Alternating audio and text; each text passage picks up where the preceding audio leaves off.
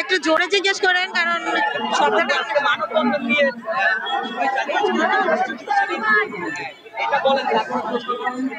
এইখানে আসছে আমাদের প্রিয় নায়ক, মহানায়ক সালমান শাহ কে যারা নির্মম ভাবে হত্যা করছে, যারা তাকে এত কষ্ট দিয়ে মারছে, প্রত্যেকের কে দ্রুত আইনের আওতায় এনে তাদের ফাঁসি দাবিতে এখানে এসে দাঁড়িয়েছি আমরা।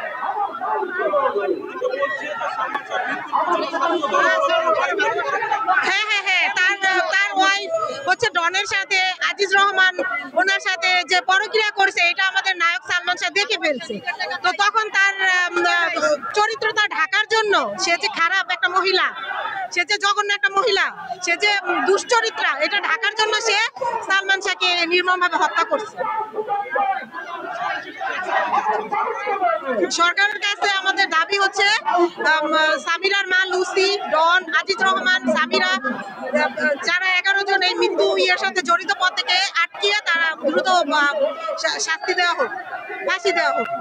30 বছর হয়ে গেল, এখন পর্যন্ত বিচার হচ্ছে না, এটা খুবই দুঃখজনক, খুবই দুঃখজনক। আর তখন হয়তো তারা ওইরকম লোকজনদেরকে হাত করে টাকা পয়সা খাইয়ে, আইন তো কি বলবো, মানে টাকার জন্য হয়তো মামলাটা এতদিন ধামাচাপা দিয়ে রাখছে। তো এখন তো আমাদের সরকার চেঞ্জ হয়েছে বাংলাদেশে, এখন সরকার এটা তদন্ত করছে ভালোভাবে, দেন এখন সেটা সালমান শাহ কি বেরিয়ে আসছে। সালমান শাহ কি ছবি আপনি দেখেছেন? হ্যাঁ, আমি অনেক ছবি তার দেখেছি, তোমাকে চাই, সত্যের মৃত্যু নাই, মহামিলন, এরকম অনেক ছবি। সালমান শাহর সবচেয়ে আলোচিত সিনেমা কোনটা? জি, আমার কাছে সত্যের মৃত্যু নাই ছবিটা খুব ভালো লাগছে। সালমান শাহ দু একটা যদি গান বলতে। আমি সরি, আমি গান গাইতে পারি না ভাইয়া, সরি সরি সরি সরি।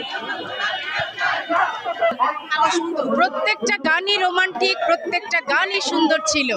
মানে এমন একটা গান নেই যেই গান ভক্তদের হৃদয় না ছুঁয়ে গেছে।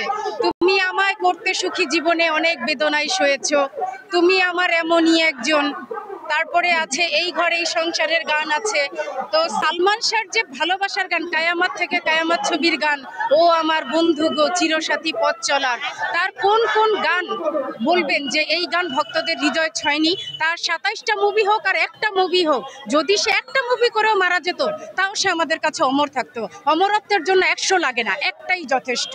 তো এই সিনিয়র আর্টিস্টরা রিসেন্ট দেখলাম সামাজিক যোগাযোগ মাধ্যমে তাকে নিয়ে যে কটূক্তি করছে, এই কটূক্তি তাদের মুখে শোভা দেয় না। কোথায় সিনিয়র আর্টিস্ট হিসেবে তাকে সম্মান করবে, যে বাংলা সিনেমা ইন্ডাস্ট্রিকে সে একটা অনন্য উচ্চতায় রেখে গেছে, তা না মারা যাওয়ার পরে এখন এতগুলো বছর পরে বলে যে 100 ছবি করলে নাকি মহানায়ক লাগে। তো ওনারা 100 ছবি করে দেখুক তো, দর্শক কয়দিন তাদেরকে মনে রাখে, আজকে মরে যাক, দেখুক তো কালকে তাদেরকে নিয়ে কেউ শোকতাপ করে কিনা। 2 বছর যেতে না যেতেই তো এদের নাম মুছে যাবে। মান্নার নাম মুছে যায় নাই, জসিমের নাম মুছে যায় নাই, সোহেল রানাকে কয়দিন স্মরণ করে, জাফর ইকবালকে কয়দিন স্মরণ করে, আর চিত্রনায়ক সালমান শাহকে কে কয়দিন স্মরণ করে। আজকে যে এত মানুষ এখানে রাস্তায় আসছে, সালমান শাহ কি কাউকে প্রভাবিত করে আনছে? সে তো দুনিয়ায় নাই, মৃত। তাহলে আমরা কেন আসছি? আর কারোর জন্য কেন আসি না, ওনার জন্য কেন আসছে? এটা সামিরাকেও বুঝতে হবে, আর ওই খুনিদেরকেও বুঝতে হবে যে এতগুলো মানুষ যেহেতু আসছে, অবশ্যই কোনো কারণে আসছে। আমরা সামিরাকে মেসেজ দিতে চাই, আপনি যদি নিরপরাধ হন, সারা বছর পরে যে দাবি করে গেছেন মিডিয়ায় যে আপনি নিরপরাধ, আপনি আইনের কাছে সোপর্দ হয়ে প্রমাণ করুন যে আপনি নিরপরাধ। তাহলে জনগণের মধ্যে যে সংশয় আছে সেগুলো দূর হয়ে যাবে। আপনার ঘরে বসে বসে ফেসবুকে স্ট্যাটাসে আমরা বিশ্বাস করি না। আমি আজিমপুর থেকে আসছি। স্বামীর একটা নির্লজ্জ, বেহায়া, বেশরম, মানে ওর মতো মহিলা সারা বাংলাদেশে মনে একটা পাওয়া যাবে না। সারা নারী জাতের কলঙ্ক, ওর নারী জাতের কলঙ্ক। স্বামীরা হচ্ছে একটা নির্লজ্জ, বেহায়া, বেশরম মহিলা। ওর মতো মহিলা, ও হচ্ছে নারী জাতের কলঙ্ক। এই কলঙ্ক ঢাকার জন্য, কলঙ্ক নারীদের, আমরা কলঙ্ক মুক্ত হতে আমরা সালমান শাহের দাবিতে আসছি।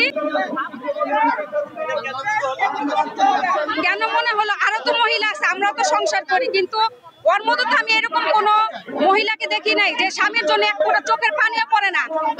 আমরা যে ভক্ত, আমাদেরও চোখের পানি এমনিতেই আসে, দেখলে একটা ছবি দেখলে, একটা মোবাইলে একটু দেখি চোখের পানি এসে পড়ে। কিন্তু ওরে আমি এত টিভিতে ও সাক্ষাৎ দিছে, কিন্তু ওর চোখের পানি আমি দেখি নাই। আজকে 29 যাবত ওরে কোনো চোখের পানি আমি দেখি নাই পড়তে।